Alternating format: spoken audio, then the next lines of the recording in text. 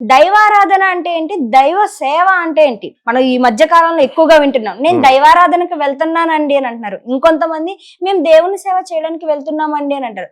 అంటే అసలు ఇక్కడ పదాలు వేరు, దాని అర్థాలు కూడా వేరు వస్తున్నాయి. అసలు దీనికి అసలైన అర్థం ఏంటి? ఈ పదాలను ఎందుకు ఉపయోగించవచ్చు? ఇప్పుడు దైవము అనగానే వీళ్ళు ఏం చేస్తారు? పూజ చేసావా అనగానే ఏమంటారు వీళ్ళు? దేవుడు పూజ చేసావా, దేవుడికి మొక్కావా అంటే నేను గుడికి వెళ్ళానండి అంటాడు. నేను సోమవారం గుడికి వెళ్ళానండి, శివుడికి అభిషేకం చేశానండి వెళ్ళి అంటాడు. అసలు దేవుడికి గుడికి సంబంధం ఏంటి? అసలు దేవుడు గుళ్ళో ఉండడు. దేవుడు అనే పదము ఆల్ పెర్వేడింగ్, సర్వవ్యాపకుడు, అన్ని చోట్ల ఉంటాడు. Omniscient, omnipotent, omnipresent, అన్ని చోట్ల ఉంటాడు. ఆల్ పవర్ఫుల్, అత్యంత శక్తివంతుడి దేవుడు అంటాం. అణువులోను God is present everywhere in every atom, ప్రతి వస్తువులో, ప్రతి అణువులో, ప్రతి పరమాణువులో ఉంటాడు అని శాస్త్రం చెప్తుంది, వేదం చెప్తుంది. మరి అటువంటిప్పుడు విగ్రహాల దగ్గరికి ఎందుకు వెళ్తాం మనం? అసలు టెంపుల్కి ఎందుకు వెళ్తాం? వీళ్ళంతా ఫ్యాషన్ కోసం వెళ్తారు. ఎక్కువ 80% జనం అది అలవాటు అనమాట, టైం పాస్. అక్కడ డబ్బులు ఖర్చు అవ్వవు. పంతులు గారు ఈ డైలీ వెళ్ళేవాళ్ళు ఒక 10 రూపాయలు కూడా వేయరు వాళ్ళు. ఎప్పుడైనా వెళ్ళేవాళ్ళు సంవత్సరానికి ఒకసారో లేకపోతే ఒక 100 రూపాయలు వేస్తారు. పంతులు గారులకి ఏం ఊరికనే వేసేయరు. ఒక నెలకి వేస్తే ఒక 10 రూపాయలు వేస్తారు. ఆ పంతులు బ్రతకాలి కాబట్టి అక్కడ చెప్పుల షాపులు వాడు బ్రతకాలి, అరటిపళ్ళు అమ్మే వాళ్ళు బ్రతకాలి. తర్వాత అన్ని మతాల వాళ్ళు అక్కడ కలుసుకుని అన్ని జనమంతా కలుసుకుని ఒక ఎన్విరాన్మెంట్ ని క్రియేట్ చేయడం కోసం మాత్రమే టెంపుల్స్ పెట్టబడ్డాయి. ఎలాగా ఇప్పుడు క్లాస్ రూమ్ స్కూల్లో చేర్పిస్తాం, స్కూల్కి వెళ్లకుండా కూడా ఇంట్లో చదివి ఐఏఎస్ ఆఫీసర్లు అయిన వాళ్ళు ఉన్నారు. అక్కడ స్కూల్కి ఎందుకు వేస్తామంటే వాతావరణం, టీచర్లు, బ్లాక్ బోర్డు, చాక్ పీస్లు, చైర్లు, పిల్లలు, వాతావరణం చూసి వాడికి ఇంట్రెస్ట్ వచ్చి డైలీ ఒక డిసిప్లిన్గా ఏర్పడి వాడు చదువుకుంటాడు కాబట్టి స్కూల్కి పంపిస్తాం. అదేవిధంగా దైవ ఆరాధన, దేవుడు అని అనగానే గుళ్ళు అందుకు కట్టారు. ఎప్పుడన్నా కలుసుకుంటారా నాయన, ఎప్పుడన్నా మంచి పనులు చేయండి అని. ఈ వీళ్ళు ఏం చేస్తున్నారంటే చాదస్తం ఎక్కువైపోయి పూజలు అనగానే, దేవుడు అనగానే దేవాలయాలకు వెళ్ళిపోతున్నారు వీళ్ళంతా. పోనీ వెళ్ళిపోయి ఆ పంతులు గారులకి వెళ్ళినప్పుడల్లా ఒక 100 రూపాయలు వేస్తే పర్వాలేదు, వాళ్ళన్నా బతుకుతాడు. అది కూడా వేరు వీళ్ళు.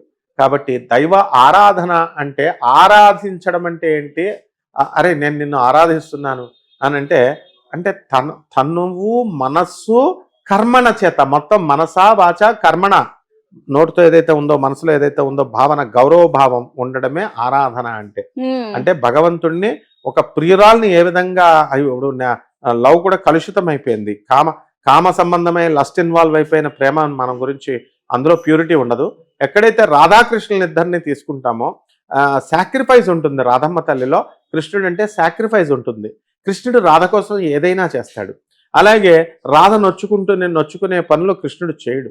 అలాగే శ్రీకృష్ణుడికి అపవాదం వచ్చేది లేకపోతే చెడ్డ పేరు తెచ్చే పని రాధ చేయదు. దీన్ని నిజమైనటువంటి ఆరాధన అంటారు. అంటే ఒక చిన్నప్పుడు బిడ్డ తల్లిని ఆరాధిస్తాడు, పసిబిడ్డ. అలాగే తండ్రిని ఆరాధిస్తాడు. తన తల్లికి చిన్న దెబ్బ తగిలితే వాడు ఎక్స్ప్రెస్ చేయలేడు. 6 నెలల పిల్లాడు తల్లి పొరపాటున ఏ రాయి కన్నా పడిపోయి తగులుకొని తల్లి కింద పడిపోతే ఆ పిల్లాడి కళ్ళల్లో చూసేటటువంటి ఆ భయం, ఆ తల్లి పట్ల, అమ్మ మా అమ్మ పడిపోయిందా, పాపం చెప్పలేడు, నోట్లో మాట లేదు వాడికి చెప్పడానికి, కానీ వాడికి మనసుకి తెలుసు. ఆ భావన వాళ్ళలో కలిగేటటువంటి ప్రకంపనాలు, సంకల్పాలు, వాళ్ళలో కలిగేటటువంటి భావాలు, భావోద్వేగాలు ఏవైతే ఉన్నాయో, వాళ్ళ అమ్మ పట్ల ఉన్నటువంటి భావాలు, ఫీలింగ్స్ ఏవైతే ఉన్నాయో, దాన్నే ఆరాధన అంటారు. కాబట్టి ఒక తల్లి బిడ్డ మీద చూపించేది ఆరాధన. ఇది భగవంతుడి మీద మనం చూపించేది. మనం భగవంతుడి బిడ్డలం కాబట్టి మనం భగవంతుడి మీద ఆ లెవెల్లో, అరే దేవుడు నేను ఈ పని చేస్తే దేవుడికి కోపం వస్తుంది, అందుకనే గాడ్ ఫియరింగ్ అన్నారు. God loving and God Fearing అన్నారు. మనం ఎక్కడ ఫియర్ అవుతున్నాం? ఆయన ఏం చేసేది ఆయన చేసుకుంటాడులే, మనం చేసేది మనం పని చేసేసుకుంటాం, ఆయన క్షమించే గుణం ఉంది కదా అని మనం ఇష్టం వచ్చినట్టు చేస్తున్నాం. సో దేవుణ్ణి మనస్సుతో, శరీరముతో, పరోపకార దృష్టితో, ఏది నిష్కల్మషంగా, నిష్ఫలాపేక్షతో మొక్కుకోవడమే ఆరాధన అంటారన్నమాట. అందువలన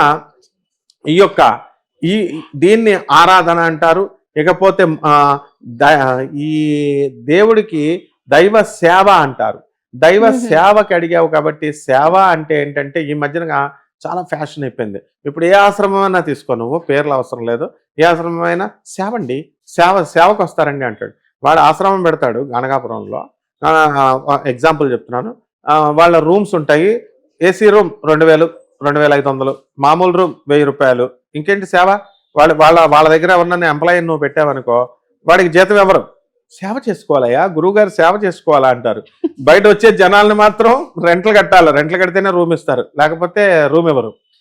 తర్వాత జీతం ఎక్కడ వీడు అడుగుతాడు అని మినిమం డబ్బులు ఖర్చులు అడిగినా సరే వీడికి సేవయ్యా అంటారు. అలాగే తిరుపతికి వెళుతున్నారు సేవ అని. అన్ని దేవాలయాలకి ఈ మధ్యన ఇది ఒక చాలా కాలం నుంచి నడుస్తుంది. 11 మంది గ్యాంగులు వెళ్ళిపోవడం, వాళ్ళు కూడా సేవ వేసేయడం. ఆమె ఒక రోజు సేవ ఒక ముఖ్యమైన వ్యక్తికి వెంకటేశ్వర స్వామి ముందు వేసేసారు. ఆయన ముందు వేసేస్తే ఏమైనా వీళ్ళకి ఏమైనా ఇల్లు కోట్లు వచ్చేస్తున్నాయా, లేకపోతే ఇల్లులు ఏమైనా కడుతున్నారా? అది డ్యూటీ అది. సో దైవ సేవ అనేటటువంటిది ఎవరికి చేయాలి అంటే service to humanity is real service to God అని స్వామి వివేకానంద చెప్పాడు. స్వామి వివేకానంద చెప్పిన దానికి అథారిటేటివ్ ఇంకా అదే అథెంటిక్. ఇంకా ఎవరు ప్రపంచంలో దాన్ని కాదు అని అనలేరు అన్నమాట. So is the man of wisdom, నరుడి యొక్క అవతారం ఆయన. నరనారాయణులు వాళ్ళు, రామకృష్ణ పరమహంస, వివేకానందులు, కృష్ణార్జునులు వాళ్ళు. కాబట్టి నిజంగా వికలాంగుల్ని, నిజంగా ముసలివాళ్ళని, మన తల్లిదండ్రులనే, బయట వాళ్ళని చూడక్కర్లా, ముసలివాళ్ళని ఈసడించుకోకుండా, వాళ్ళని హర్ట్ చేయకుండా, అరే మనల్ని ఇంత చిన్నప్పటి నుంచి పెద్ద చేసి పెంచారు వీళ్ళు, మనకు ఒక చదివించారు, భవిష్యత్తునిచ్చారు, మనం వీళ్ళకి ప్రత్యుపకారం చేయాలా అనేది ఏదైతే ఉందో దాన్ని దైవ సేవ అంటారు. అంతేగాని వెళ్ళిపోయి నీకు సేవ అంటే చెప్తాను, ఒక సాయిబాబా గుళ్ళో అభిషేకాలు చేస్తారు వీళ్ళు, పోటీ పడతారు అక్కడ, నేను తోముతాను, నేను చేస్తానని. అప్పుడు ఒక సోప్ ఉంటుంది, ఒకడైతే చేస్తున్నాడు రెగ్జోనా సోప్తో ఒకడు కడుగుతున్నాడు సాయిబాబాని, ఇంకోడేమో పియర్స్ సోప్తో, క్రీమ్ సోప్తో ఒకడు కడుగుతున్నాడు నాకు ఎక్కువ వస్తుందని. తర్వాత వీళ్ళు కొట్టుకుంటున్నారు. ఇంకొక ఆమె డిగ్రీ చదివిన ఆమె అంతకుముందు ఎవరో ఒక పని మనిషి లాగా కల్లాపేస్తోంది అక్కడ దేవాలయం ముందు, సాయిబాబా దేవాలయం ముందు. ఇంకొక ఆవిడ డిగ్రీ చదివిన ఆవిడ వచ్చి ఆమె కూడా నేనేస్తాను, నేను అంటులు తోముతాను, స్వామివారికి సేవ చేస్తాను అంటున్నారు. అప్పుడు వీళ్ళు కొట్టుకుంటుంటే ఆ పంతులు గారు తీర్చట్లేదు. నేను పిలిచాను, ఇలా రామ్మ, ఏం చదువుకున్నావు? నేనంటే 5వ క్లాస్ సార్. నువ్వు అంటులు తోముకోవచ్చు, ముగ్గులేయచ్చు, తప్పలేదు. నువ్వేం చదివావు? డిగ్రీ చదివాను. నువ్వు మరి వచ్చిన వాళ్ళకి భక్తులకు ఉపన్యాసం ఇవ్వచ్చుగా, లేకపోతే నువ్వు ఇంటలెక్చువల్ వర్క్ ఏదైనా చేయొచ్చు కదా. అంటే మనుషులకి సేవ అంటే ఏమర్థమైపోయిందంటే వెళ్ళాలా, గుడి ముందు ఊడ్చేయాలా, గుడి ముందు కల్లాపేసేయాలా, ముగ్గులు పెట్టేసేయాలా, ఫ్రీగా గుళ్ళ ముందు వీళ్ళు ఏం చేశారా, తోమేసేయాలా, సామాను దేవుడికి పంతులు గారికి అందించాలా. వీళ్ళు చేసేది పంతులు గారికి సేవ చేస్తున్నారా, దేవుడికి సేవ చేస్తున్నారా? ఆ business, temple is a business జరుగుతోంది ఇప్పుడు. అలా అంటే ఎమ్మెల్యేలు కూడా టెంపుల్ ఏంటి బిజినెస్, ఎలా, హౌ ఇస్ ఇట్ అంటారు. ఏంటి బిజినెస్ కాకపోతే టికెట్, ప్రతి దానికి టికెట్, దానికి వచ్చేటటువంటి అంటే పూజారులు బ్రతుకుతారు, ఓకే, ఈ చెప్పులకు వాళ్ళు బతుకుతారు. నువ్వు టికెట్, హుండీలో ఏం జరుగుతుందో నేను చెప్తాను. హుండీలో వేస్తారు కదా డబ్బులు, వేస్తే ఆ హుండీలో భక్తులు ఎంతో దీనికోసం వేస్తే ఆ టెంపుల్ ట్రస్టీలు చీరలు ఎత్తుకుపోతారు. కొన్ని దేవస్థానాల్లో పప్పులు, బియ్యం డబ్బాలు, నేతి డబ్బాలు వెళ్ళిపోతాయి, హుండీలో వేసిన డబ్బులు వెళ్ళిపోతాయి. ఇవన్నీ ఎవరికి తెలియనివమ్మా, అయినా సరే భక్తులు వేస్తారు. ఇదా సేవ అంటే? వీళ్ళ మాత్రం ప్రజలకు ఏం చెప్తారు, మీరు సేవ చేసుకోవాలా, దేవుడికి మీరు సేవ చేసుకోవాలా అంటారు. సేవ అంటే ఇది కాదు. దైవ సేవ అంటే నీ తండ్రి నీకు ఎప్పుడు నిన్ను సంతోషిస్తాడు, నువ్వు బాగా చదివి, నువ్వు ఒక కలెక్టర్ అయ్యి, పేద ప్రజలు, నువ్వు డబ్బులు సంపాదించుకుంటే ఇష్టపడాడు వాడు, మీ తండ్రి. ఏం చేయాలా, నువ్వు పేద ప్రజలకు చేస్తుంటే అప్పుడు ఆయనకు ఆనందం వేస్తుంది. ఆ తండ్రే దేవుడు అనమాట. అంటే తనతో సృష్టిలో నీతో సమానంగా నేను పుట్టించాను, నీ అక్క చెల్లెలకి నువ్వు వాళ్ళు చదవలేకపోయారు పాపం, వాళ్ళు నువ్వు చదివి వాళ్ళకి సహాయం చేస్తుంటే నీ తండ్రి సంతోషిస్తాడు. అబ్బా, నా పెద్ద కూతురు చిన్నపిల్లలకి, చిన్న చెల్లెలకి, వాళ్ళ చెల్లెలకి బాగా చేస్తుందని. అది సేవ అంటే. అంటే ఎంతసేపు కూడా నువ్వు ఎదగాలి, నువ్వు ఆత్మ ఉద్ధరించుకోవాలా, ఆ ఆత్మ ఉద్ధరించిన తర్వాత, నువ్వు ఉద్ధరించుకున్న తర్వాత మిగతా వాళ్ళని కూడా ఆత్మ ఉద్ధరణ చేయాలి. అంతేగాని డాగ్మాతో, మెటీరియలిజం సెంటర్డ్ ఫిలాసఫీతో, మూఢనమ్మకాలతో నేను ఇక్కడే ఉండిపోతాను. నాకే తెలుసు. ఇప్పుడు 4 వీడియోలు చెప్పిన ప్రతి ఒక్కడు ప్రముఖ ఆధ్యాత్మికవేత్త అని వేసేసుకుంటున్నారు, కేవలం 4. మరి ఇంకా 40 సంవత్సరాల నుంచి చెప్పిన మా గురువులు ఏమైపోవాలి, వాళ్ళు ఎప్పుడు పాపం ప్రముఖ అని వేసుకోరు వాళ్ళు. చాగంటి గారు కానీ, గరికపాటి గారు కానీ, వీళ్ళు ఎవరో కూడా, నండూరు కానీ, మరి సామ్యవాదం షణ్ముఖ శర్మ, వద్దిపతి పద్మాకర్, వీళ్ళు ఎవరు ప్రముఖ అని వేసుకోరు, వాళ్ళకి అవసరం కూడా లేదు కూడా. కాబట్టి ఈ దైవ సేవ అంటే అదమ్మా. సేవ అంటే, దైవ సేవ అంటే వెళ్ళిపోవడం, దేవాలయాలు కడిగేయడం, దేవాలయాలకి వచ్చిన భక్తులు లైన్లో నుంచో పెట్టడం, చెప్పులు పెట్టడం. ఆశ్రమం మాత్రం డబ్బులు దొబ్బుతాయి, వాళ్ళందరూ ఆశ్రమానికి కలెక్షన్ ఇస్తారు, వాళ్ళు తీసుకుంటారు డబ్బులు. టెంపుల్స్ మాత్రం డబ్బులు తీసుకుంటాయి. కాబట్టి ప్రతిదీ కూడా రేషనల్గా ఆలోచించాలా, సైంటిఫిక్ అవుట్లుక్తో వెళ్ళాలా. లాజికల్ కన్సిస్టెన్సీతో వెళ్ళాలి. కాబట్టి వీళ్ళంతా తార్కికంగా ఉండాలి. కాబట్టి వీళ్ళంతా వెళ్ళి పేద ప్రజలకి, అనాథలకి నీకు నువ్వుగా నీ శక్తి మేరకు ఎంత సేవ చేస్తావో అదే దైవ సేవ అన్నమాట. అంతే. చాలా చక్కగా చెప్పారు గురుగారు. నిజానికి మీరు పలికిన ప్రతి ఒక్క పదం వాస్తవం. ఈ ఏవైతే ఉన్నాయో ఈ ఉపవాసాలు కావచ్చు, దేవుని సేవ కావచ్చు, దానితో పాటు ఈ సనాతన ధర్మం అనే ఈ వచ్చే పదాలు కావచ్చు, ప్రతిదీ కూడా ప్రెసెంట్ ఈ జనరేషన్ లో ఇది ఫ్యాషన్ అయిపోయింది. అవును. రెండో వచ్చేసి ఈ మధ్య కాలంలో ఎక్కువగా చూస్తున్నాం, ఎవరైనా ఉపవాసం చేశారంటే నేను ఉపవాసం చేస్తున్నా, ఈ రోజు నాకొద్దు. నువ్వు ఉపవాసం చేస్తున్నావు అని నీకు తెలిస్తే చాలు, పక్కన వాళ్ళకి తెలియాల్సిన అవసరం లేదు. ఈ పాయింట్స్ అనేవి అవును, అందరికి ఎగ్జిబిట్ చేయడం అలవాటు అయిపోయింది. ఈ పాయింట్స్ అనేవి మర్చిపోయి ప్రతి దాన్ని కూడా ఒక షో ఆఫ్ కింద చేయడం అనేది మొదలు పెట్టారు. ఇది అయితే మాత్రం నిజానికి వాస్తవం మీరు అన్నది అయితే. ఈ మార్పు అనేది వస్తే ఆటోమేటిక్ గా సమాజంలో ప్రతి ఒక్కరిలోని మార్పు వస్తుంది, దేనైనా సరే మన వరకు ఉంచుకునేది.